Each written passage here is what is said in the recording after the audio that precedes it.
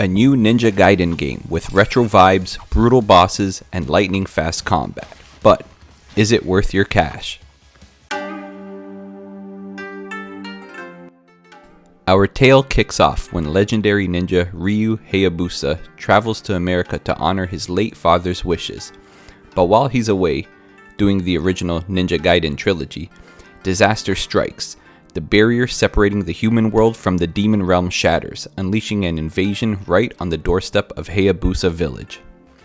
With Ryu absent, a young ninja named Kenji Mozu steps up to defend his home.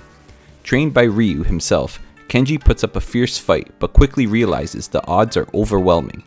Desperate, he makes a risky decision, forging an alliance with the notorious Black Spider clan, an enemy of his people for generations.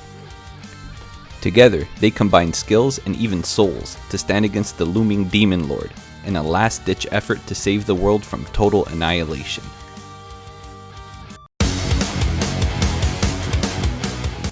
Visually, this game leans hard into the Super Nintendo era aesthetic with sharp pixel art, vibrant colors, and a crisp presentation. The animation is fluid and the stage backgrounds carry plenty of retro charm, from rooftops to demon-infested ruins. The UI is clean and minimal, so your attention stays on the action and nothing feels cluttered.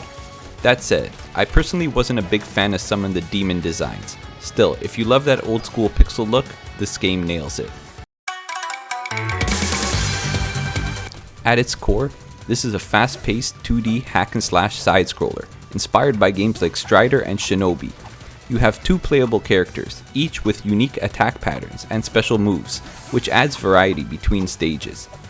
Movement feels tight, and the inclusion of a modern dodge roll makes combat more dynamic compared to purely old-school games. Most standard enemies go down in one hit, which keeps the pacing quick, but you'll encounter tougher foes that require the hypercharge attack, as well as large screen-filling bosses that demand more patience.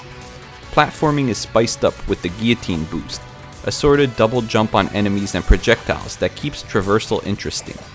While the game is relatively easy compared to its inspirations, it's still satisfying to slice through waves of enemies. The soundtrack is pretty good, consisting of high-energy tracks that pump you up for each battle, with clear influence from retro action game music. Every slash, hit, and explosion is backed by punchy sound effects that makes attacks feel impactful. There's no voice acting, but honestly it fits the style. This is the kind of game where music and sound effects carry the atmosphere, and it works perfectly.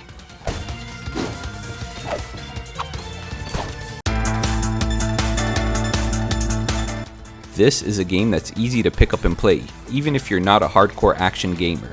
The pacing, instant kills on most enemies, and stylish moves make it satisfying from start to finish. For me personally, I prefer hack-and-slash platformers with deeper combo systems and more emphasis on dodging, but even without that depth, I still had a blast running through each level.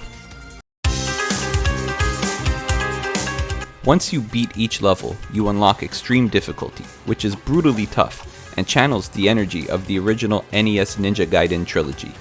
It's not for the faint of heart, but if you crave an old school challenge, it's a great reason to jump back in.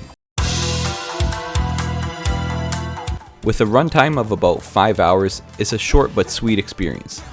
At $24.99 US or $33.49 Canadian, it's priced on the higher side for its length, especially since there aren't a ton of extra modes outside of extreme difficulty. If you're a die-hard fan of retro hack-and-slash platformers, it's worth it day one, but otherwise I'd recommend keeping it on your wishlist and waiting for a sale. And that's it. If you enjoyed this breakdown, hit that like button, subscribe for more gaming content, and let me know in the comments. Are you picking this one up right away or waiting for a discount? Thanks for watching, and I'll see you in the next video.